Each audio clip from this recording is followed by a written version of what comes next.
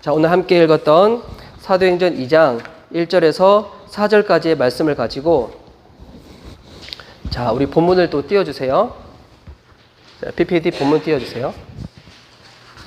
자, 사도행전 2장 1절에서 4절까지의 말씀을 가지고 약속의 성취 성령님이 오셨습니다. 약속의 성취 성령님이 오셨습니다. 라는 말씀의 제목으로 은혜를 드리고자 합니다.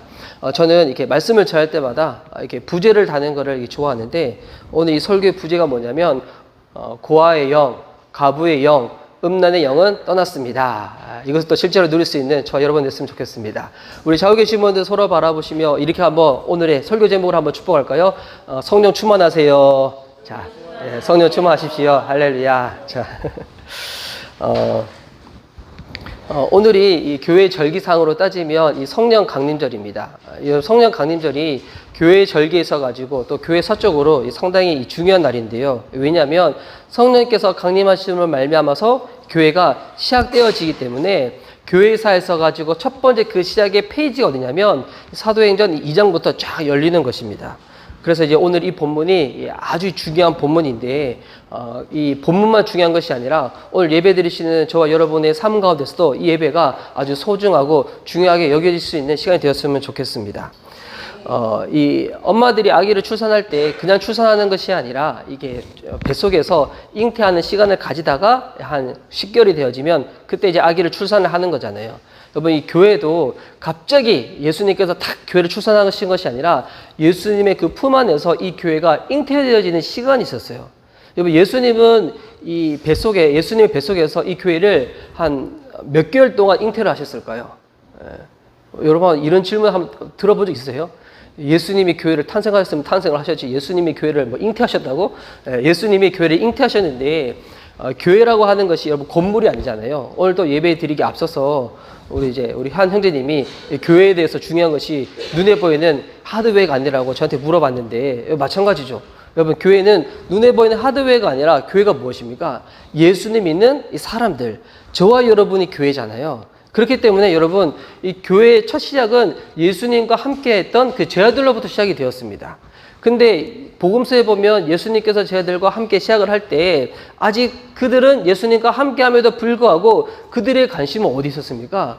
예수님의 마음, 하나님의 뜻에 있기보다도 그들의 생각, 높아지려고 하는 마음, 또 세상 가운데, 현세적인 것 가운데 그들의 마음이 빼앗겨져 있었어요. 그러니까 그들의 그런 모양을 가지고는 아직까지 교회가 생기기 위해서는 부족한 부분이 많이 있었다는 거예요. 그래서 이 3년 동안 예수님이 그들을 잉태를 하시는 거죠. 교회를 예수님께서 딱 품으시는 겁니다. 그리고 난 다음에 언제 출산을 딱 하는가? 바로 성령님께서 그들 가운데 오셨을 때 바로 그때가 교회가 출산이 되어지는 이 시간이었다는 것입니다. 그래서 오늘 교회가 출산되어지는 이 본문이 오늘의 이게 사도행전 2장 1절부터 4절까지 나와 있는데 오늘 이 본문을 평소도 저는 이렇게 설교를 할 때 한 절 한 절 좀 보는 부분이 있지만 오늘은 이 본문을 아주 잘게 볼 거예요. 아주 잘게 봐가지고 여러분들이 도저히 이 본문에 대해서 오해하지 않도록 제대로 할 수 있도록 도와줄 겁니다. 오늘 여러분은 저와 여러분 오늘 수지 맞았습니다. 할렐루야.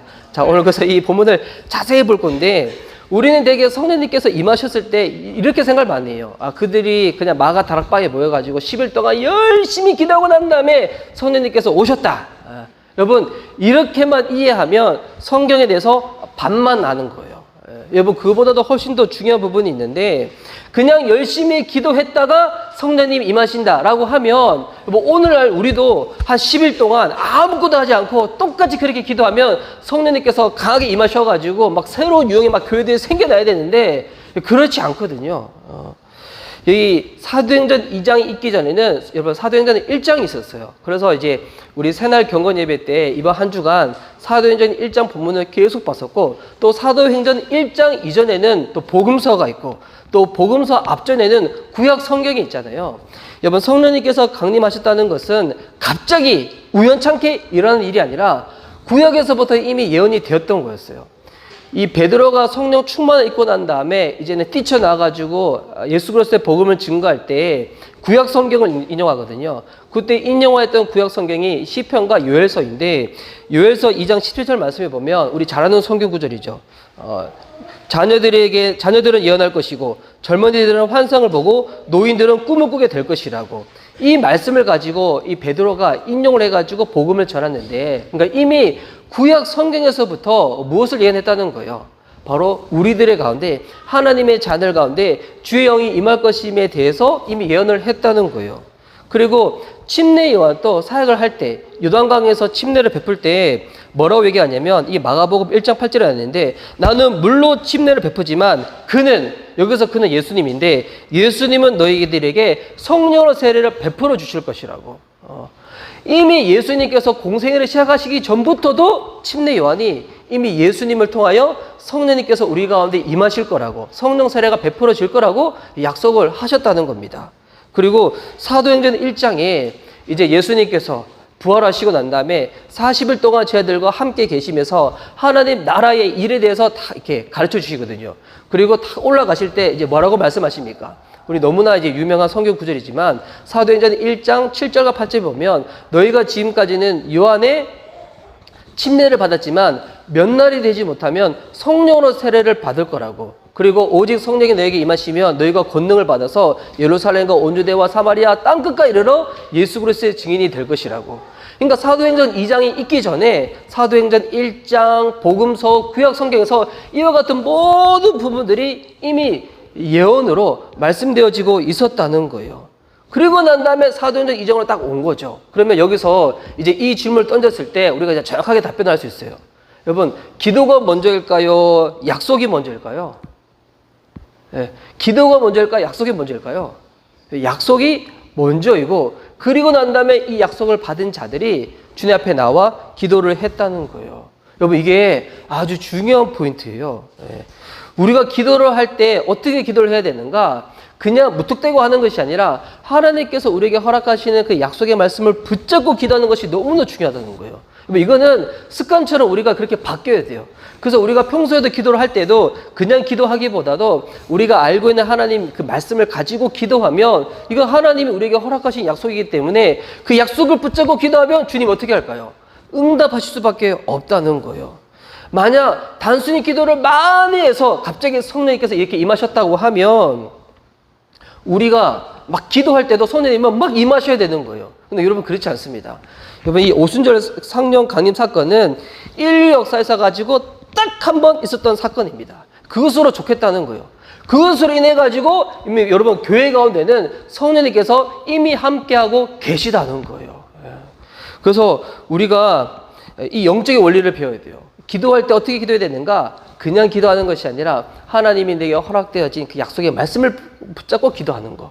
그래서 여러분, 아침마다 하루를 시작할 때 뭐 새벽 예배로 시작하든 아니면 큐티로 시작하든 뭐 개인적인 뭐 경건을 시작하든 뭐 그 시작이 왜 중요하냐면, 그와 같은 시작이 없으면 하나님 말씀에 대해서 우리가 잘 알지를 못하잖아요. 뭐 무턱대고 뭐 아는 말씀 해봤자 태초에 하나님이 천지를 창조하시느니라, 그 약속의 말씀만 붙잡고 주구장창 기도할 수는 없잖아요. 근데 날마다 하나님께서 우리에게 허락하시는 그 약속의 말씀을 붙잡고 기도하잖아요. 그러면 무엇을 경험할 수 있냐면, 내가 살고 있는 삶의 현장 가운데 하나님의 말씀이 여러분 역동적으로 일하고 있는 것을 경험하게 돼요. 그런 다음에 하루를 딱 마치잖아요. 와, 그럼 고백할 수밖에 없어요. 와, 약속의 말씀이 그냥 문자로 끝나는 것이 아니라 내 삶을 끌고 가는 것이구나. 내 삶을 통해 이렇게 이루어지는 것이구나. 이렇게 우리가 경험할 수가 있다는 것입니다. 그래서 이 본문 앞전에 말씀, 약속이 있었고 기도를 하고 난 다음에 이제는 이 2장 1절 말씀 보니까 성령님이 임하신 날이 어떤 날이냐면, 이 유대의 절기상 따졌을 때 오순절이었다는 거예요. 이 유대인들에게는 이 세 가지 중요한 절기가 있어요. 유월절, 초막절, 오순절이 있는데, 이 오순절은 유월절이 있고 난 다음에 50일이 지나고 나서 그때 밀의 첫 열매를 바친 날이 이 오순절이거든요. 그래서 우리가 이 제자들이 마가 다락방에서 10일 동안 머물렀다고 우리가 그렇게 어떻게 알고 있냐면, 여기 10일 동안 머물렀다는 내용은 없어요. 근데 예수님께서 십자가에 죽으셨을 때 그때가 유월절이었거든요. 그리고 이제 부활하시고 난 다음에 40일 그들과 함께 계셨고, 그리고 난 다음에 오순절날 성령님께서 강림하시잖아요. 그래서 중간에 텀이 10일이 비기 때문에 제자들이 마가의 다락방에서 10일을 머물렀다고 우리는 그렇게 이제 알고 있는 것인데, 이 또 오순절이 중요해요. 성령님께서 강림하실 때 오순절 아니고 오순절 전날이나 오순절 비껴나가지고 그냥 다른 날 임하셔도 되는 거잖아요. 근데 왜 하필 오순절날 임하셨을까요?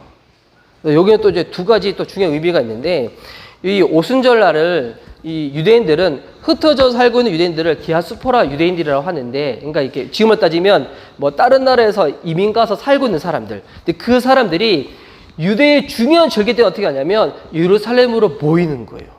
그래서 그때 어떤 사람들이 모였었는가? 오늘 본문은 아니었지만 제가 한번 읽어드리면 2장 9절 말씀에 보니까 우리는 바데인과 메데인과 엘람인과 또 메소포타미아와 유대와 갑바도기아, 본도와 아시아, 부르기아, 밤빌리아와 애국과 및 구르네에 가까운 리비아 여러 지방에 사는 사람들과 로마로부터 온 나그네 곧 유대인과 유대교에 들어온 사람들과 쭉 보면, 그러니까 각 지역에 있던 사람들이 그때 이 예루살렘에 다 모여 있었다는 거예요. 그러니까 여러분, 이들은 이제 어떤 대상이 되는가? 성령의 충만함을 입었던 사람들이 흩어져 가지고 예수 그리스도의 복음을 딱 전할 때 예루살렘에 보니까 예루살렘 지역에만 살고 있던 사람들이 아니라 온 지역에 흩어져 살고 있던 사람들이 예루살렘에 딱 모였었다는 거예요. 이제 그들이 성령 충만한 제자들의 복음을 듣고 난 다음에 가슴이 뜨거워져 가지고 이제 회심을 하게 되죠. 회심하고 난 다음에 집에 돌아가서 뭐 할까요? 집에 돌아가서 이 주일이니까 이제 TV 보고 쉴까 이러지 않고 그들은 가슴이 뜨거워가지고 어떻게 되냐면 거기서 예배를 드리는 거예요. 예배를 드리는데 누가 시키지 않았는데 어떻게 되냐면 그것 가운데서 복음을 전하다가 3, 4, 5 계속 모이다가 거기에 교회가 딱 세워져 버리는 거예요. 그래서 바울이 쓴 서신서 중에서 특별히 로마서와 골로새서는 어떤 서신이냐면 바울이 직접 가서 개척하지 않은데요, 교회를. 로마서는 자생적으로 교회가 생겼어요. 이때 온 사람들을 통해 가지고. 골로새서 같은 경우에도 이때 복음을 들었던 사람들이 흩어져서 자기 고향으로 가가지고 골로새서에서 복음을 딱 전했다는 이 기록이 있거든요. 그래서 이 오순절날 왜 성령께서 임하셨는가? 이것은 이제 하나님께서 세계의 성도를 위한 기틀을 딱 맞이하시는 거죠. 이제 복음이 유대인에게만 머물러 있는 것이 아니라 흩어져 있는 유대인들에게도 복음이 딱 전해지고 이제 그들을 통하여 이방인에게도 복음이 딱 전해질 수 있도록. 그리고 또 이 오순절날 임했다는 것이 중요한 것은 뭐냐면 예수님께서 여러분 부활하신 날이 안식 후 첫날이거든요. 그러니까 지금은 따지면 언제일까요? 일요일이죠. 우리가 지금 예배드리고 있는 이 요일. 그리고 예수님께서 부활하신 날만 안식 후 첫날이 아니라 이제 부활하시고 난 다음에도 제 아들을 만날 때도 어떤 이제 기간을 기점으로 만나냐면 이 계속적으로 주일을 기점으로 만나요. 그리고 요 오순절날 또 절기를 따져보면 이 주일이거든요. 예수님은 계속 이제 주일을 기점으로 해가지고 제 아들을 만나요. 이 무엇인가? 이제 제 아들의 삶 가운데 이제 어떤 습관이 생기기 시작하냐면 주일날 이른 아침에 이 하나님을 만나는 경험들, 하나님께 예배하는 습관들이 딱 생기기 시작했다는 거예요. 우리가 예배 드릴 때 꼭 주일이 아니라 뭐 다른 날 예배 드려도 상관없잖아요. 그런데 예수님이 왜 하필 주일날, 안식 후 첫날 계속 습관적으로 제 아들을 만날까요? 그들의 삶 가운데 이제 어떤 것이 배게 만들려고 하시냐면 일주일의 시간 동안에 하루를 지킴으로 말미암아 가지고 내 모든 날을 하나님이 내게 허락하셨다. 이 믿음의 고백으로 우리가 주일날 주님께 나가는 거거든요. 그래서 주일을 등한시 여기면 여러분 은혜 받기, 성령 충만 받기 쉽지 않다, 어렵다는 거예요. 그래서 이 하루를 먼저 거룩하게 만든다. 하루를 구별하게 만든다. 여러분 이것이 우리의 삶 가운데 먼저 훈련되어지고 배우고 난 다음부터 그 다음에 시간도 거룩하게 만들는 것이고 우리가 주님 앞에 나아갈 때 나의 몸 또 우리가 쓰고 있는 재정 이 모든 것들도 구별해가지고 주님께 드리게 되어 있다는 거예요. 우리가 주님께 다 드리는 게 아닌데 구별들여서 드리는 작은 것 하나인데 근데 주님은 그것을 어떻게 받아들이시는가? 그걸 전부로 받아들이신다는 거예요. 여러분 그래서 주일을 드린다는 것은 뭐냐면 단순히 일주일에 하루를 주님께 드리는 것이 아니라 내 모든 일주일을 주님께 올려드리는 것이고 그리고 우리가 드리는 시간도 마찬가지고 재정도 마찬가지예요. 따로 구별해서 주님께 드린다는 것은 그 모든 것이 하나님을 전부로 여긴다는 믿음의 고백으로 하나님께 다 나가게 된다는 거예요.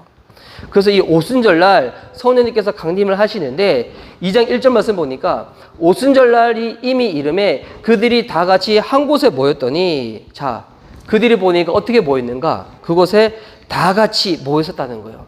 이 다 같이 모였을 때 몇 명이 모였었냐면 120명이 모였었습니다. 120명의 하나님의 자들이 약속을 믿고 모여 있었을 때 성령님께서 딱 임하시는데, 근데 어떻게 임하시는가? 2장 1절 말씀 보니까 호련히 임하셨다는 거예요. 여기서 호련히는 지금으로 따지면 갑자기 임하신 거예요. 갑자기. 예. 여러분, 이 모이는 시간, 모이는 그 자리가 중요한 것인데, 갑자기 이 시간이 딱 임하셨는데, 근데 만약에 120명의 사람들이 모여 있다가, 이거는 이제 뭐 그런 일 없지만, 그냥 제가 그냥 추측해 보는 거예요. 보니까 한 사람이 있었는데, 첫날부터 9째 날까지는 열심히 있었어요. 열심히 그것 가운데 딱 있었다가, 갑자기 10일째 날 되는 날에, 본인이 중요한 개인사가 생긴 거야. 아, 맞아. 오늘 이게 결혼식이 잡혔는데, 아, 어떻게 하지? 결혼식 빨리 가가지고 갔다 와야지. 그러니까 10일째 날만, 첫날부터 9째 날까지는 계속 있다가 10일째 딱 없었던 거예요. 근데 그 다음날 딱 와서 보니까 여기 모는 사람들 막 성령 충만 받아가지고 방언으로 기도하기 시작하고 막 뜨거워서 막 있는 거예요. 본인은 9째 날까지 열심히 했었는데 그 10째 날 빠져버려가지고 은혜를 못 누린 거예요. 와, 여러분 이거 얼마나 안타깝겠어요. 예. 그래서 여러분 은혜 받을 때 중요한 것은 뭐냐면 결정적인 순간에 내가 그 현장에 딱 있어야 되는 거예요. 이게 중요해요. 예. 결정적인 순간에. 결정적인 순간에 그 시간에 내가 그 자리에 딱 있어야지 내가 함께 은혜를 받고 성령의 충만을 받을 수가 있는데 그 시간을 놓쳐버린다면 여러분 우리가 안 된다는 거예요. 그러면 여러분 결정적인 순간이 언제일까요? 우리는 모르잖아요. 결정적인 순간이. 그렇기 때문에 우리 가운데 필요한 습관이 뭐냐면 거룩한 습관을 쫓아가지고 모이는 것, 그 시간을 지키는 것. 여러분 이것이 중요하다는 거예요. 그리고 또 모였을 때 이들이 뭐 하고 있었던가? 우리는 그냥 기도만 하고 있었다라고 생각할 수 있는데, 근데 보니까 2장 2절 말씀 보면 하늘로부터 급하고 강한 바람 같은 소리가 해서 그들이 앉은 온 집에 가득하며 그들이 어떻게 했었냐면 앉았었다는 거예요. 예, 지금 여러분처럼 앉았었다는 거예요. 예. 여러분 유대인들은 기도할 때 습관이 있어요. 유대인들은 기도할 때 어떻게 기도하냐면 앉아서 기도하지 않아요. 유대인들 어떻게 기도하냐면 여러분 서서 기도해요. 근데 서서 기도하는데, 근데 지금 어떻게 있었다는 거예요? 앉아있었다는 거예요. 여러분, 앉아있었다. 여러분, 이게 뭘까요? 여러분, 지금 이 예배 공간에 의자에 왜 앉아 계시나요? 말씀을 듣기 위하여 앉아 계시잖아요. 마찬가지예요. 유대인들은 평소에 기도할 때는 서서 기도하고요. 말씀을 읽을 때 앉아 있어요. 여기 앉아 있었다. 이 무슨 말인가? 그들은 지금 아마 말씀을 듣고 있었다는 거예요. 그러니까 이 시간이 어떤 시간인가? 아마 예배의 시간이었다는 거예요. 예. 그러니까 우리가 이제 흔히 생각하는 거는 이 오순절날 마가다락방에 모여가지고 10일 동안 막 기도만 24시간 풀타임을 하고 있었다. 막 이렇게 생각할 수 있는데 여러분 생각해 보세요. 사람이 어떻게 24시간 계속 기도만 할 수 있겠어요? 아마 이들 모였을 때 기도를 하다가 말씀을 듣다가 또 앞전에 보면 베드로가 서서 그들 가운데 막 권면도 하거든요. 예. 그런 이제 영적 권위자 이야기도 듣다가 그러니까 이 시간 어떤 시간이냐면 10일 동안 연속으로 예배가 계속 드려지고 있는 거예요. 기도도 했다가 말씀도 듣다가 영적인 권위자의 조언도 듣다가 계속 그걸 하고 있는 거예요. 예. 여러분 그래서 이 사도행전 이제 후반절에 보면 이방인의 고넬료의 집에 그 사람들도 어떻게 하다가 성령을 받았어요. 베드로가 말씀을 전할 때 그들 성령을 다 받지 않나요? 교회사 역사에도 보면 성 어거스틴이 이 카톨릭에서 성 어거스틴을 붙이는데 우리는 그냥 어거스틴이라 붙이죠. 어거스틴을 말하는데 어거스틴이 언제 회심을 하는가? 로마서 말씀을 듣다가. 예. 요한 웨슬리가 언제 회심을 하는가? 모하비아 교도들의 말씀을 듣다가. 말씀을 들을 때 성령님께서 우리의 마음 가운데 균열을 다 일으키시는 거예요. 그래서 우리 마음 가운데 성령님께서 균열을 다 일으키시고 난 다음에 기도하는 그 순간에 성령님께서 강하게 다 역사를 하시는 거예요. 단순히 기도만 한다고 해서 이루어지는 것이 아니라 말씀을 들을 때 여러분 우리의 심령이 쪼개지는 역사, 우리 안에 하나님 말씀, 우리 안에 이게 맺혀있던 모든 것들이 벗겨지는 역사, 그와 같은 은혜가 임한다는 거예요. 여러분 이들은 지금 10일 동안 그곳에 모여가지고 하나님께 계속 예배를 하고 있는 거예요. 말씀을 들었을 때. 근데 여러분 그랬을 때 이제 성령님께서 어떻게 임하시는가? 우리가 흔히 잘 알고 것처럼 성령께서 임하셨을 때 이것을 이 성경에서 바람과 불로 이렇게 설명하고 있어요. 호련히 하늘로부터 급하고 강한 바람이 있었다고 나와 있고 3절 말씀에 보면 불의 혀처럼 갈라지는 것이 있었다고 나와 있어요. 여기 이 바람이 히브리어로는 루아흐라고 하고 이 헬로어로는 푸네마라고 하거든요. 저희 이제 셋째 이름이 루아거든요. 왜 루아라고 지었냐면 성령님 의지하고 살라고. 근데 정확하게 발음하려면 루아크예요. 루아크. 제가 약간 코감기가 들려가지고 제대로 발음할 수 있어요. 거칠게 루아크. 예. 그래서 이제 제가 예전 섬겼던 교회에서 이제 어느 이제 사역자님이 루아 아기였을 때 너의 이름을 제대로 발음하려면 가래가 긁어야 돼. 루아크 했는데 사람 못됐어요. 이게 그냥 재미삼아서 그렇게 하신 건데 루아흐가 뭐냐면 이게 바람이라는 뜻이 있고 생기라는 뜻이 있는데 하나님이 인간을 처음 창조했을 때 흙으로 빚으시고 생기를 불어넣었다 하잖아요. 여러분 그때 이 생기가 뭐냐면 이 루아흐예요. 그래서 생기가 들어가고 난 다음에 사람이 어떻게 됐는가? 생명이 되었다고 성경에 나와 있어요. 이 생명이 열어보면 리빙 빙이거든요.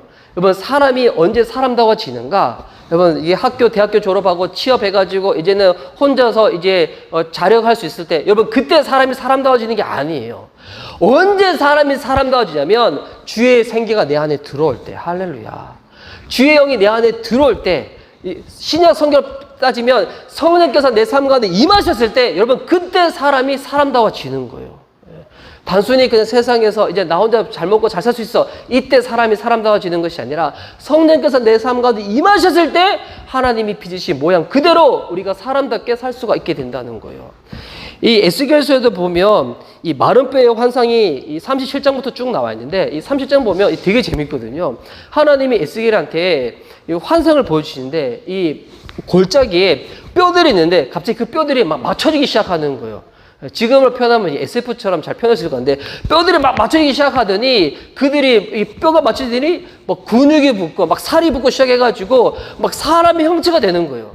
근데 사람이 형체 됐으면 끝날 것 같은데 이때 하나님이 에스겔한테 뭘 시키냐면 생기가 불어오게 하라고 그렇게 네가 고백하라고 그렇게 기도하라고.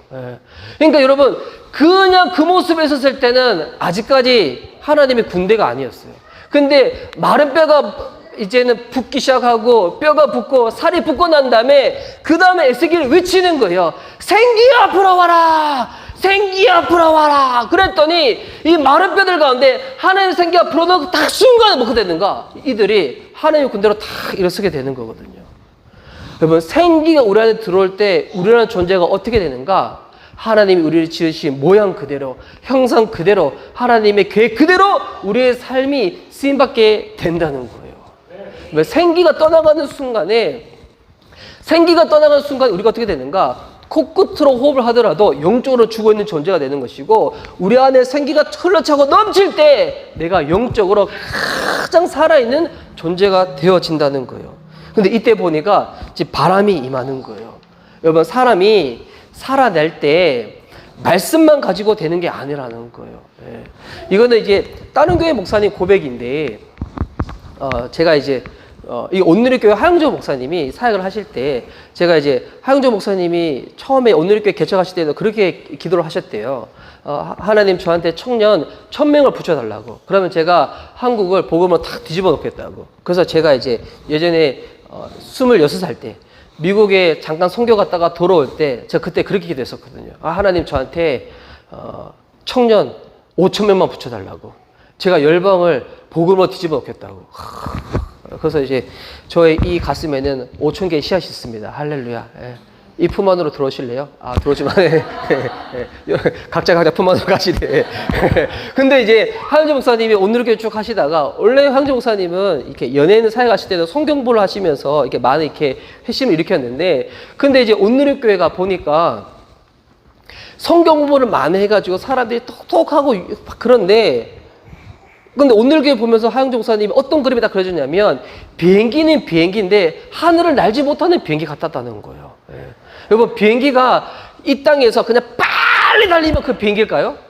그러면 스포츠카죠. 큰 스포츠카죠. 비행기가 언제 비행기가 되는 거예요? 하늘을 쫙 날 때 그때 비행기가 비행기 되는 거잖아요.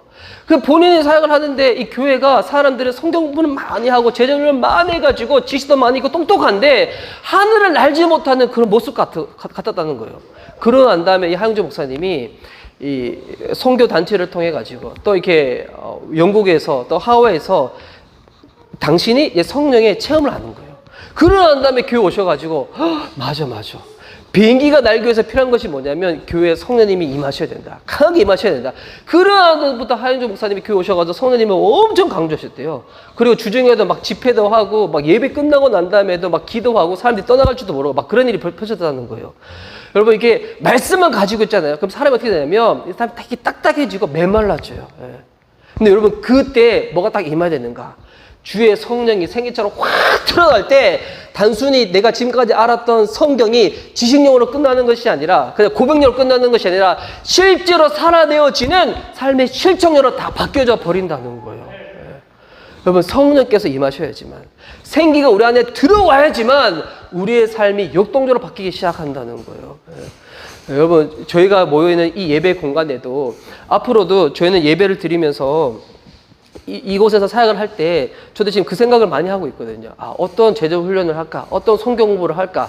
저는 또 그런 것 가운데서 되게 목마름이 많았기 때문에 그러면서도 놓치지 받을 것은 뭐냐면 말씀만을 가지고 증거하게 되면 그냥 머리만 커지는 그 대두형 크리스찬이 되지만 성령께서 그 땅 가운데 임하셨을 때 머리만 커지는 것이 아니라 온 이 신체가 강력해져 가지고 하나님 말씀대로 살아낼 수 있는 주님의 자녀가 된다는 거예요. 여러분 말씀으로도 충만하시되 성령으로도 충만할 수 있는 저와 여러분 됐으면 좋겠습니다. 그리고 성령께서 임하셨을 때 그 모양이 뭐라 나와 있냐면 3절 말씀에 마치 불의 혀처럼 갈라지는 것들이 보였다는 거예요. 막 기도를 하는데 갑자기 여러분 바람이 불면 지금도 이게 저렇게 에어컨이 불면 이렇게 좌우로 불잖아요. 근데 이제 그때 당시에 이 에어컨이 이게 뭐 천장용 에어컨도 아닌데 갑자기 그때 에어컨은 위에서부터 부는 거예요. 위에서부터. 위에서부터. 위에 에어컨도 없는데. 그런데 그래서 사람들이 막 기도하다 신기하다 보니까 눈 딱 떠보니까 사람들이 막 불이 막 붙어 있는 거예요. 막 머리 위에 막. 근데 이제 저희 이제 같이 살고 있는 제 아내가 그중에 읽었던 책 중에 어떤 이렇게 책이 있었냐면 그때 당시 사람들이 이것을 봤을 때 그냥 불이 아니라 너무 강력한 빛인데 너무 밝은 빛이다 보니까 이 빛을 마치 불처럼 봤다.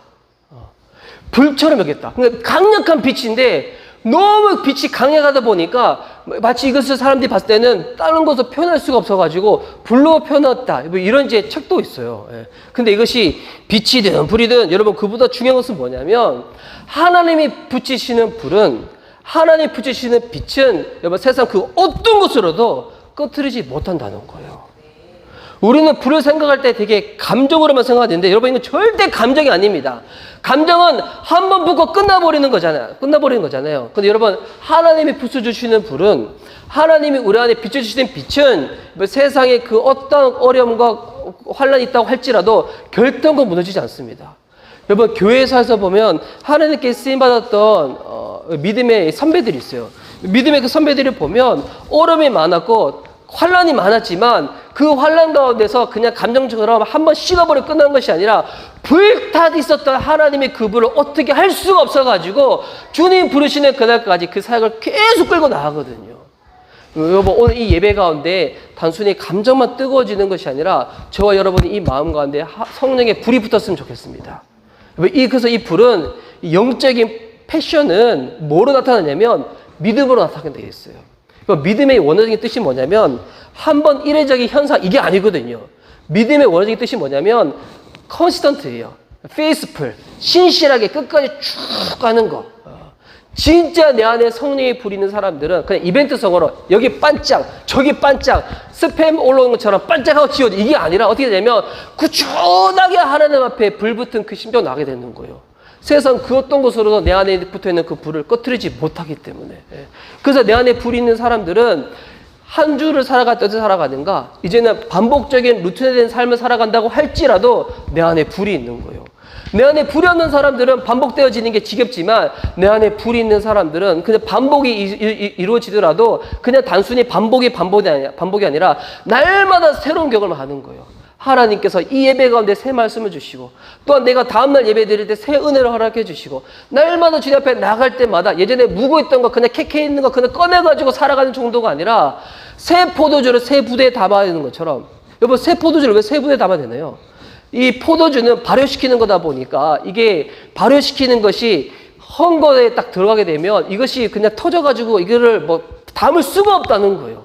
그것처럼 날마다 새 포도주가 돼가지고 막 이게 향기가 짙게 배어지고 맛을 보면 늘 그 새로운 그 맛. 와, 할렐루야. 여러분, 그래서 이와 같은 믿음의 사모하는 마음이 있을 때 주님께서 그들 가운데 바람처럼 임하고 막 불처럼 임해가지고 이제 그들이 어떻게 되는가. 또 이것도 임할 때 보면 각 사람 위에 임했다는 거예요. 여러분, 이것도 중요한 것이 뭐냐면 영적으로 은혜 받는 것은 분위기가 아니에요. 분위기가. 각 사람 위에 임하는 거예요. 이게 보면 제가 이제 예전에 살아가다 보면 이제 그런 분들이 있어요. 이제 아내는 신앙생활 잘 하는데 남편이 보니까 아직 신앙생활을 이제 잘 못 하시는 거야. 그럴 때 이제 그런 분들 이렇게 만나서 딱 이렇게 권면하다 보면 아유, 뭐 제 아내가 교회 집사이고 뭐 권사인데 제가 그냥 제 아내 바지 치맛가랭이 붙잡고 제가 같이 청구할 수 있는 거 아니냐고 이렇게 생각하시는 분들이 있잖아요. 여러분, 근데 이게 신앙생활이라는 것은 부부가 한 몸 돼서 한다고 할지라도 아내는 예수님 믿는데 남편이 예수님 안 믿는다. 그럼 여러분, 남편이 아내 때문에 총 가고 말고 이런 거 없잖아요. 신앙생활 어떻게 하는가? 각각에 각각. 영적인 분위기 가운데 이 사람이 뜨거우니까 나도 거기 가가지고 나도 그냥 휩쓸려서 이게 아니에요. 물론 영적인 뜨거운 사람이 내 주변에 있었을 때 그런 도전을 받을 수 있어요. 여러분, 도전을 받는 거랑 이 사람이 뜨거우니까 나도 자연스럽게 뜨거워질 거야. 여러분, 이거는 다른 거예요. 지금 이곳 가운데도 비록 많은 숫자는 아니더라도 여러분 모일 때 하셨을 때 주변 사람들이 어찌하든 여러분, 그와 상관없이 중요한 건 뭐냐면 오늘 이 예배 가운데 마치 하나님과 내가 1대1로 독대와 예배 드리는 것처럼 그렇게 주님께 나아가야 된다는 거예요. 여러분, 그리할 때 어떤 일이 벌어지는가? 내 머리 위에도 주의 바람이, 주의 불이 강하게 임하게 된다는 거예요. 각 사람 위에 임하게 되는 거. 여러분, 그리고 난 다음에 이제 이어지는 그들의 결과적인 모습이 성령 충만인데, 이 성령 충만의 모습이 이제 4절에 나와 있습니다. 4절 말씀을 우리 함께 읽었으면 좋겠는데요. 자, 우리 본문 한번 띄워주세요. 자, 4절 말씀 한 목소리 띄우겠습니다. 자, 시작. 그들이 다 성령의 충만함을 받고 성령이 말하게 하심을 따라 다른 언어들로 말하기를 시작하니라. 아멘. 자, 이어지는 그들의 모습은 성령의 충만함과 다른 언어로 말하기 시작하는 거예요. 지금 1절, 2절, 3절 이것도 뭐 좀 더 자세하게 나누면 솔직히 한 구절만 가지고도 그냥 예배 하나를 드려야 될 부분인데 오늘 특별히 나누고 싶었던 게 요 4절이에요. 이게 1절, 2절, 3절은 지금 그들이 그곳 가운데 임하셨을 때 그들이 경험했던 눈에 보이는 현상들이었잖아요. 근데 이제 그들의 삶 가운데 실제로 나타났던 이 결과가 뭐냐면 요 4절인데 성령의 충만함과 다른 언어로 말하기 시작하는 것인데, 여러분, 다른 언어로 말하기 시작했다. 여러분, 여기서 말하기 시작했다는 것은 그 안에 모이는 사람들끼리 대화를 했다는 걸까요? 그게 아니겠죠. 누구랑 말하기 시작했다는 거예요? 하나님과 대화하기 시작했다는 거예요. 하나님과 대화하기를. 여러분, 그래서 이 방언 기도는 여러분 어떤 기도냐면 단순히 신비적인 소리를 내뱉는 게 방언 기도가 아니라 하나님과 대화 가운데 소통의 문이 활짝 열리는 게 여러분 방언 기도예요. 그래서 여러분, 방언으로 기도하는 것은 그냥 내 뜻, 내가 원하는 바를 주님께 간구하는 것이 아니라 하나님이 원하시는 바대로 기도하는 게 방언 기도라는 거예요. 어떤 사람이 댐댐이를 알려면 그 쉬운 법이 뭐냐면 그 사람이 평소에 어떤 이야기를 하는지를 보면 알 수가 있어요.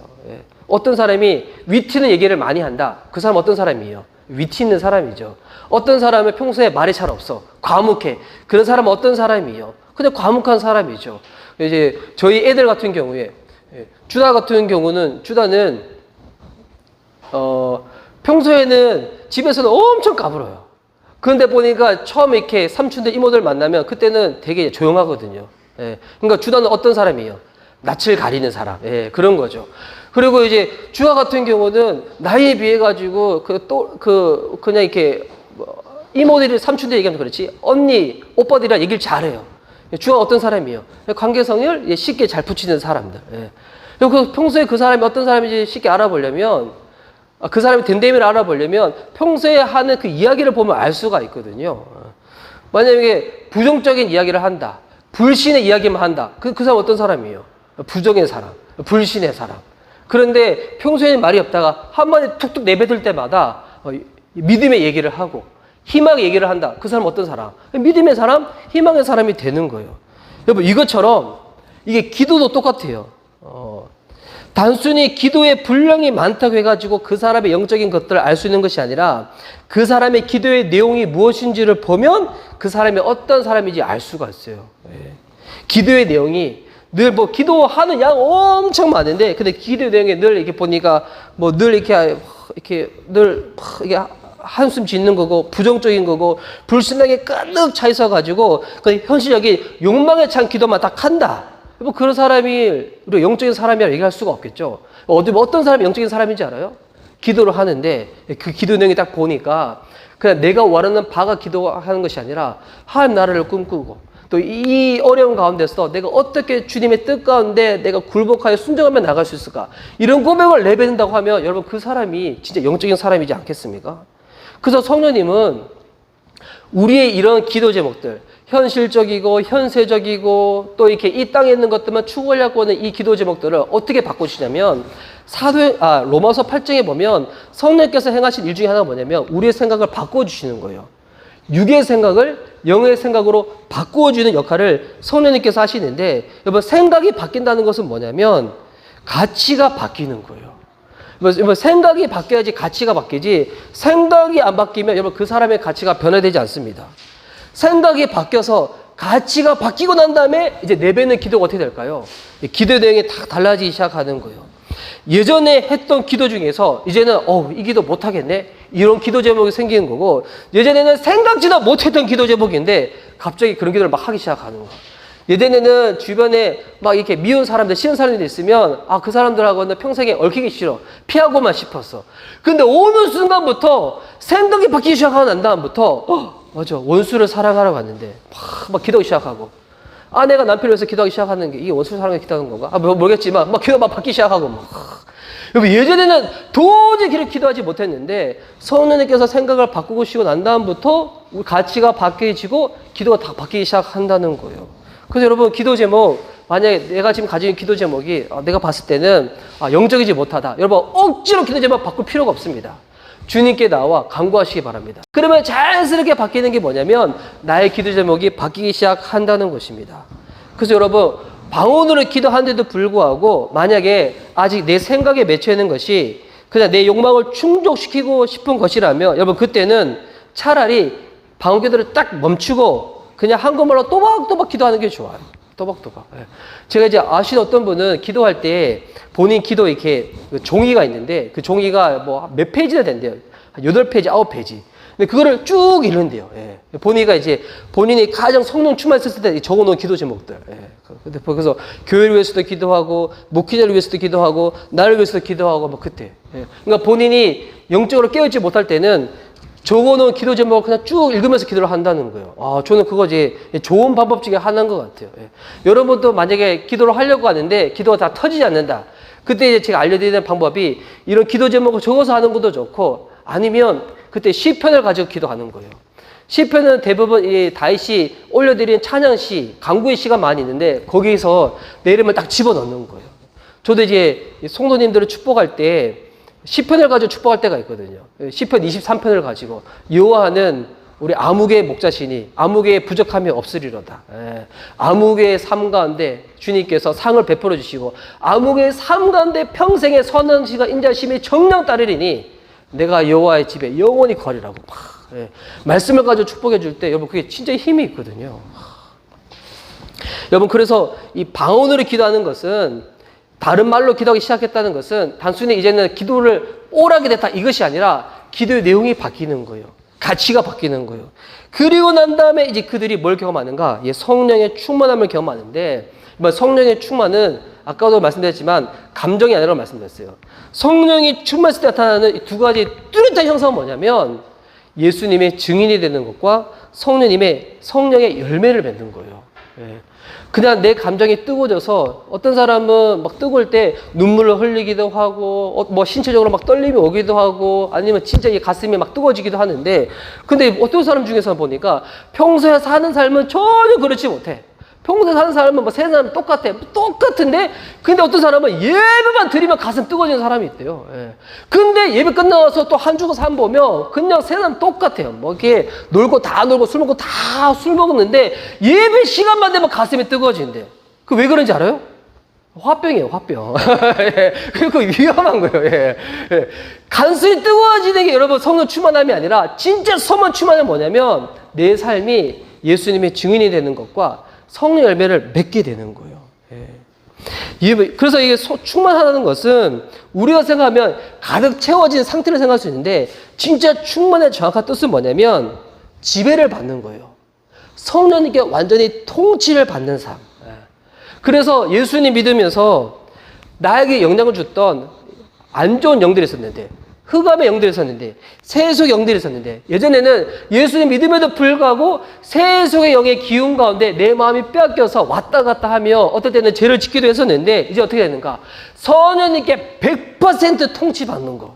뭐 이게 성령 충만함이거든요. 그때 내 삶 가운데 영향을 주었던 그와 같은 안 좋았던 영들이 떠나기 시작하는 거예요. 제가 이제 지난주에 어떤 목사님이랑 대화를 나누다가 그 목사님께 제가 너무 이렇게 좋은 인사이트를 받아가지고 그분이 이제 무슨 얘기를 하시냐면 예수님 당시 복음서에 보면 가장 이렇게 도움의 손길이 필요했었던 가난했던 사람이 누구였냐면 고아, 가부, 나그네였어요. 뭐 고아, 가부, 나그네는 지금도 우리가 살펴주고 보살펴야 될 사람들인데 근데 중요한 거는 고아, 가부, 나그네는 살펴주되 고아의 영으로 살아가는 것, 가부의 영으로 살아가는 것, 나그네 영으로 살아가는 것은 여기 다른 얘기하는 거예요. 특별히 여러분 이 대한민국에는 우리가 전쟁을 많이 경험했던 그런 민족이다 보니까 고아와 가부가 많았던 나라였어요. 많았던 민족이었어요. 그러다 보니 우리의 이 생활 습관에도 뭐가 많이 배어있냐면 고아의 영, 가부의 영, 나그네의 영이 있어요.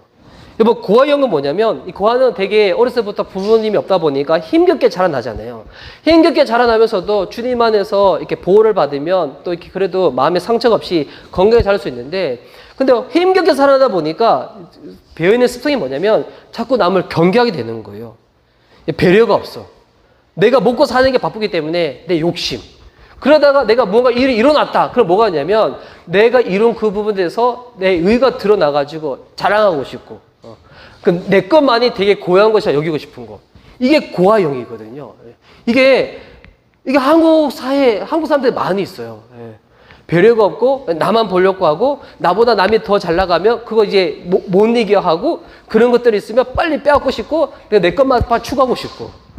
그리고 가부의 영은 뭐냐면 가부는 누군가 도움이 없으면 살 수가 없는 거야. 가부의 영의 특징은 뭐냐면 물질에 특별히 탐하는 게 많이 있고 남들한테 구걸하는 것 가운데 이게 뺏겨 있는. 그래서 여러분 가부는 도와주고 살펴야 되지만 가부의 영은 우리가 피해야 되는 거예요. 그리고 여러분 나그네 영이 있는데 여러분 나그네 영성으로 사는 것은 중요해요. 우리는 이 땅에서 우리의 진정한 보양은 여기가 아니잖아요. 우리 천국이잖아요.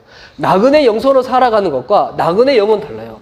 나그네 영은 뭐냐면 어차피 이 땅 가운데 나는 아무것도 없기 때문에 그리고 지금만 따지면 그런 거죠. 뭐죠? 욜로 같은 거. 그러니까 이제 내 인생 그냥 요즘은 그러잖아요. 청년들도.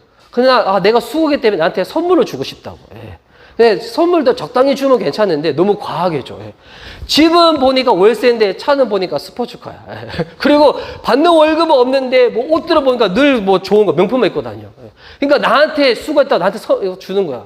그러니까 내일이 없이 그냥 오늘 하루가 전부있냐? 그렇게 살아가는 그와 같은 영. 이 나그네 영이거든요.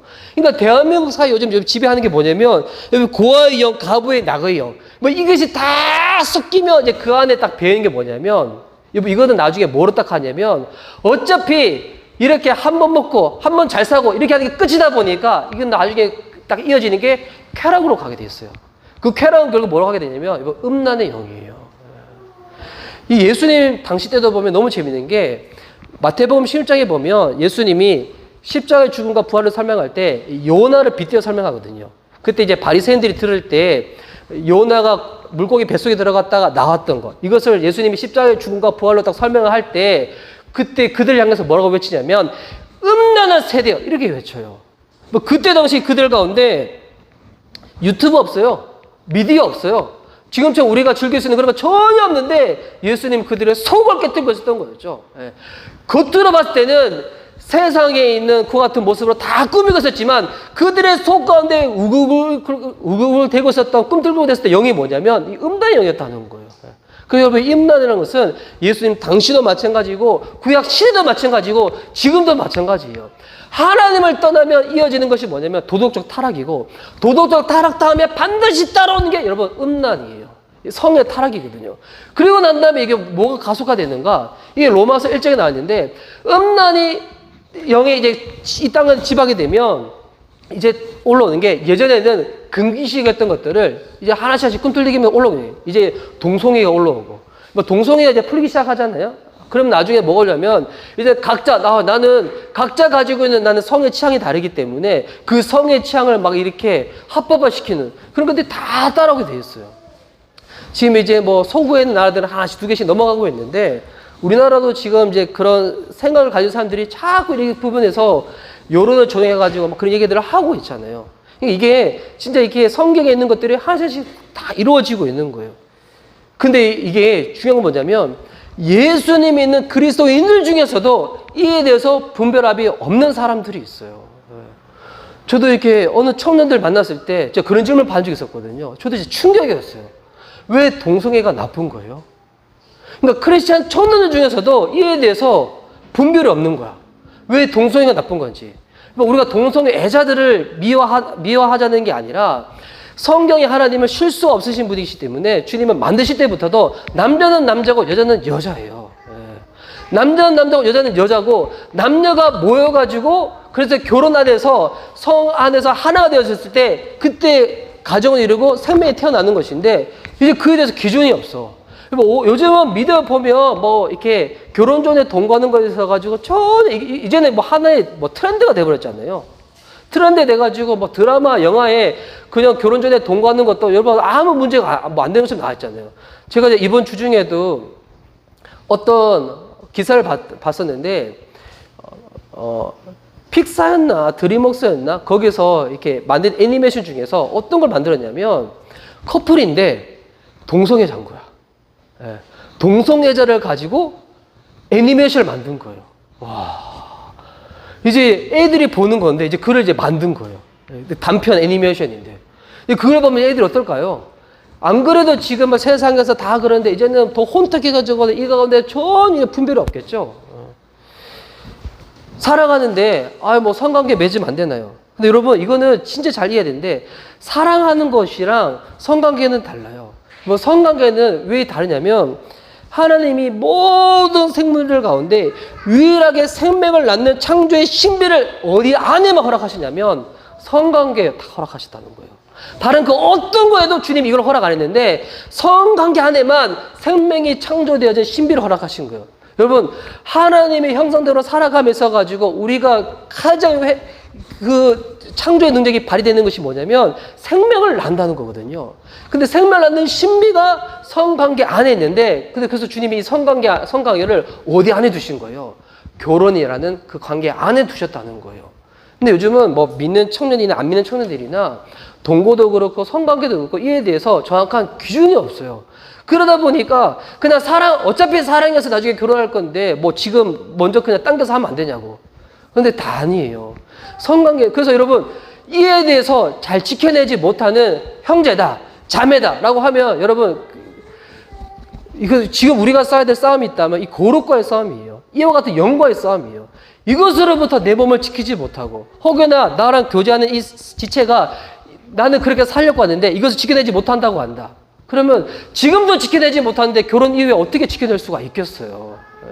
혹여나 만약 우리의 삶 가운데 이와 같은 부분이 지금 깨어진 부분이 있었다면, 여러분 오늘 주님 앞에서 다시금 맑게 시켜주시고, 예전 것을 그냥 고치는 정도가 아니라, 지난주에 말씀 나눴잖아요. 주님 우리를 고치실 때 고치는 정도가 아니라 완전히 새롭게 피조물로 만들어 주신다고.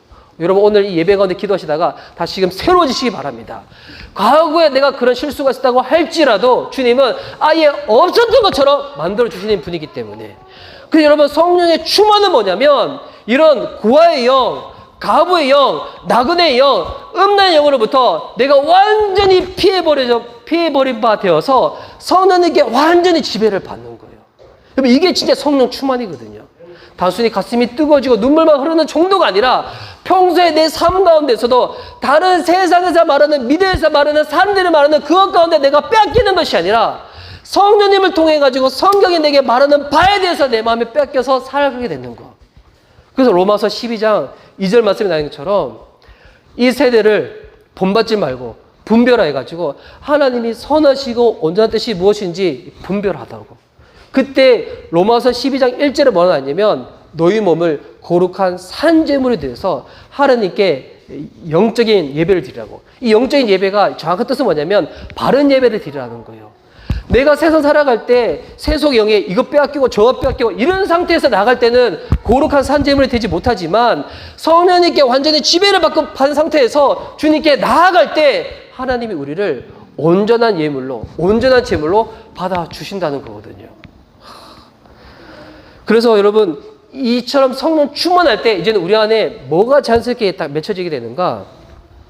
성령의 열매들이 맺히게 되는 거예요. 예, 성령의 열매들. 그래서 여러분, 성령 열매가 어떻게 맺혀지게 되는가? 다 이렇게 반대로 생각하면 되는데, 내가 누군가를 미워했었는데, 이제는 미워하는 것이 아니라 사랑하게 되는 거예요. 예전에는 짜증이었어. 예전에는 가까운 사람들이 뭐만 실수하면 짜증이어서. 저도 늘 이제 이런 유혹과 공격 가운데 있는데, 주여, 짜증내지 말고. 근데 희락으로 바뀌는 것이고, 불안이 아니라, 늘 불안하고 초조한 것이 아니라, 불안이 바뀌어가지고 화평으로 바뀌게 되는 것이고, 조급함이 아니라, 이거 빨리 돼야 되는데, 안 되면 어떻게 해야지? 이게 아니라, 오래 참음으로 바뀌게 되는 것이고, 나이가 없으면 못 살 것 같은데, 욕심이 아니라, 자비가 맺혀지게 되는 것이고, 사람들 자꾸 못되게 굴었었는데, 이제 그게 아니라, 선을 베푸며 양선이 맺히게 되는 것이고, 사람 눈치를 보며 살아갔던 내가 이제 하나님께 충성하게 되는 것이고, 고치고 억세했던 마음이 내 안에 섰는데 이것이 바뀌어서 온유의 마음을 바뀌게 되는 것이고, 내 성질대로 살아가는 것이 아니라 절제하며 살아가게 되는 것. 여러분, 이게 우리의 노력으로 불가능한 것이죠. 그런데 성령님께 완전히 통치받으면 이와 같은 성령의 열매가 이제 내 삶 가운데 맺힌다는 거예요. 이거는 진짜 하나님이 하시는 거죠. 하나님이 하시는 거. 그래서 나를 통하여 사랑, 희락, 화평, 오래 참음, 자비, 양성, 충성, 옥류, 절제가 나타난다. 여러분, 그 사람 안에 이미 하나님 나라가 임한 거예요. 그래서 여러분, 성령 충만함은 뭐랑 반드시 이어졌냐면 하나님 나라와 이어져 있어요. 성령 충만한 걸 가지고 그냥 내 개인적인 일 가운데만 들어가는 게 절대 아니에요. 하나님 나라의 일 가운데 마음이 뺏긴 사람은 성령 충만을 사모하게 되는 것이고, 성령 충만해서 여러분 이 땅 가운데 뭐가 시작되어지는 거예요? 하나님 나라의 전초기지인 교회가 딱 펼쳐지기 다 시작하는 거예요. 혹 주변의 사람 중에서 성령 충만한데 배려도 없고 희생도 없고 섬김도 없고 단순히 욕심만 많이 있다. 여러분, 그건 절대 성령 충만이 아닙니다. 감정 충만이지, 욕심 충만이지. 성령 충만하면 이것처럼 성령의 열매를 맺고 예수 그리스도를 증거하는 증인이 되어져서 이제는 그 사람의 마음의 바탕 가운데 뭐가 세워지는가? 하나님의 교회가 세워지게 된다는 거예요. 여러분, 오늘이 성령 강림절인데 성령 강림절마다 아마 이제 많은 교회들이 오늘 또 이 본문과 성령님에 관련된 말씀들을 많이 나눌 건데, 근데 이 말씀을 다시 나누면서 저도 이게 몇 주째 이제 그런 부분들 나눴었지만 지금 이제 저희가 이제 코로나 이제 팬데믹 시대를 살고 있잖아요. 근데 이제 이게 저희 추측이에요. 저희 추측대로 안 될 수도 있지만, 이제 우리가 모여서 예배 드리는 것은 예전처럼 그렇게 모여서 예배 드릴 수 있을까라고 마음을 빼앗기보다도 진짜 이제 우리가 마음을 가져야 될 것은 뭐냐면, 내가 있는 곳 가운데서 내가 예배자가 되어져서 난 진짜 예배를 제대로 드리고 있는가? 나의 과정은 예배하는 광경인가? 내가 속해 있는 직장은 진짜 그 땅에서 내가 예배를 드리고 있는가? 우리가 진짜 이제는 신경 써야 될 게 이 부분이거든요. 여러분, 그곳에서 예배 드리려면 성령 충만하지 않으면 이제 불가능합니다. 그곳에서 내가 예수 그리스도의 증인이 되지 않으면 이제 예배 드릴 수 없잖아요. 주님이 우리에게 진정 원하시는 바가 있다면 진짜 우리가 하나님 말씀하신 이 성령 충만함을 각자 받아서 다시금 그곳 가운데서 교회가 세워지는 겁니다. 모여서 지내는 이곳만 교회가 아니라 여러분 가정이 교회되어지고 여러분 직장이 교회되어질 때 지금 마지막 때를 진짜 살아낼 수 있는 그 영성으로 우리가 이겨낼 수 있을 것입니다. 오늘 이 시간 우리 찬양하면서 우리 기도하는 시간을 가질 건데요. 우리 설교 전에 불렀던 그 찬양을 다시금 부를 때 오늘 들었던 이 말씀을 우리 한번 다시금 마음에 새기면서 우리 주님께 우리 사모하는 마음을 가지고 우리 한번 간구했으면 좋겠습니다. 성령님, 제 삶 가운데 더욱더 충만하게 임하셔서 내가 가는 곳마다 하나님 나라가 임하고 또한 교회 가운데 예배가 세워지는 역사들이 펼쳐질 수 있도록 주님께서 일하여 주시옵소서. 하나님 또한 내 삶 가운데 혹여나 내가 영향받고 있었던 그와 같은 세속의 영이 있었다면 고아의 영, 가부의 영, 나그네의 영, 음란의 영, 이 시간 예수 그리스도의 이름으로 우리 선포하고 명령할 때 이 모든 것들은 떠나가며 오직 주의 영 가운데 내 삶이 온전히 100% 통치받으며 나아갈 수 있도록 주님께서 이끌어가 주시옵소서. 우리 그런 마음을 담아 우리 이 찬양 주님께 고백하며 나가시도록 하겠습니다.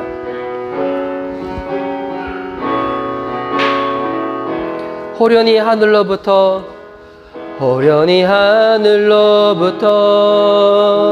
급하고 강한 바람 같은 소리 있어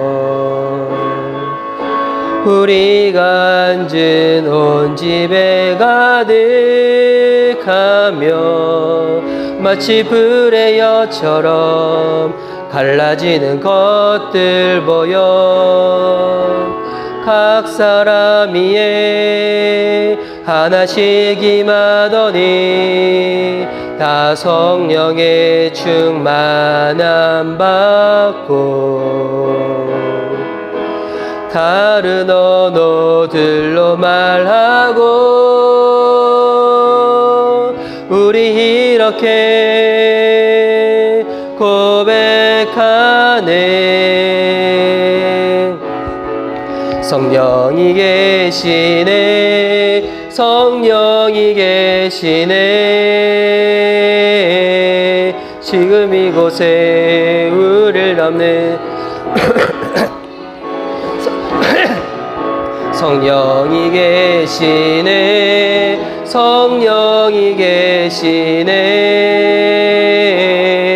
지금 이곳에 우리를 담는 성령이 계시네. 성령이 계시네, 성령이 계시네. 지금 이곳에 우리를 담는 성령이 계시네, 성령이 계시네, 성령이 계시네. 지금 이곳에 우리를 담는 성령이 계시네. 이 시간 우리 한번 성령님 외치며 하나님 우리가 성령 충만을 사모하는 마음으로 주님께 나아갑니다. 하나님 믿는 자들 가운데 주께서 약속하신 바 우리의 삶 가운데 성령님의 능력으로 성령님의 역사심으로 100% 통치받는 삶 되게 하여 주시옵소서. 우리 한번 성령님 외치며 기도하며 주님께 나아갑시다. 성령님 주님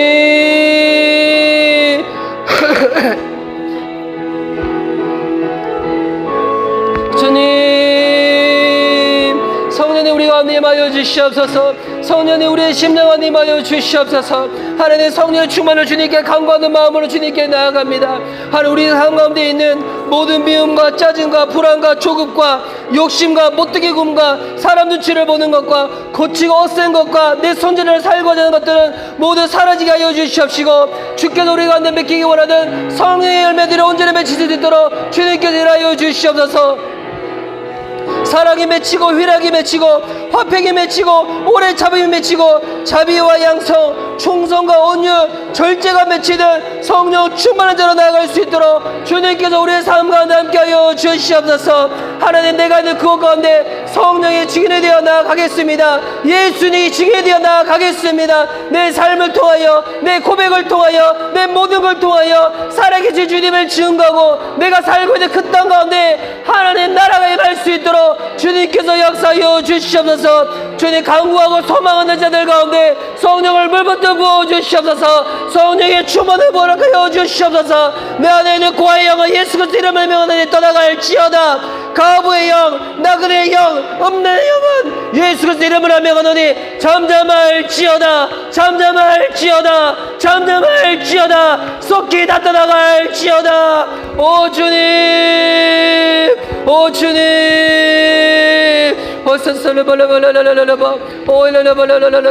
성령 우리 가운데 임하여 주시옵소서. 성령 우리 가운데 임하여 주시옵소서. 각 사람 머리 가운데, 각 심령 가운데 임하여 주시옵소서. 더욱더 충만을 임하여 주시옵소서. 바람처럼 불어와 내 안에 있는 모든 헛된 것들은 하나님 다 풀어서 습관하게 하여 주시옵시고, 하나님 불처럼 임하여서 하나님 한순간에 하나님 감정이 아니라 내 삶 가운데 지속적인 주님의 은혜와 능력으로 나아갈 수 있도록 불과 바람처럼 내 삶 가운데 역사하여 주시옵소서. 성령님 일하여 주시옵소서. 오 주님, 하나님 이 시간 우리 주님께 간구하며 나아갑니다. 하나님 성령 세례가 필요한 자들 가운데는 주님의 약속을 믿고 구하며 나아갈 때 성령 세례가 베풀게 하여 주시옵시고, 성령 충만이 필요한 자들 가운데는 믿음으로 간구하는 모든 하나님의 자들의 삶과 그 중심 가운데 충만케 주께서 역사하여 주시옵소서. 하나님의 영으로 가득 채워지고 주님의 영으로 통치받음으로 말미암아 그 어떤 곳으로도 내 중심과 생각이 뺏기지 아니하며 영의 생각으로 내 가치가 바뀌고 내 기도가 바뀌어서 하나님의 뜻과 마음을 쫓아나갈 수 있도록 주님께서 내 중심과 발걸음을 붙잡아 주시옵소서. 하나님, 성령 강림절 이 하루만 우리 성령님을 간구하며 나가는 것이 아니라 우리 모든 삶 가운데 날마다 성령 충만을 간구함으로 말미암아 하나님 나라를 꿈꾸며 주의 나라의 백성이 되어져서 성령의 열매를 맺고 주의 뜻대로 살아낼 수 있는 하나님의 자녀들이 되어줄 수 있도록 주님께서 함께하여 주시옵소서. 주님, 이 시간 우리 준비한 예물 하나님께 올려드리며 나아갑니다. 드리는 손길들 가운데 주님께서 함께하여 주시옵시고, 드리는 물질이 주의 나라 확장 가운데 쓰임받게 하시고, 드리는 손길들은 성령의 충만한 손길 되어져서 기도하는 손길, 말씀을 보는 손길, 주님을 알려주는 손길들이 되어줄 수 있도록 하나님께서 함께하여 주옵소서. 감사드리오며 살아계신 예수님의 이름으로 기도드립니다. 아멘.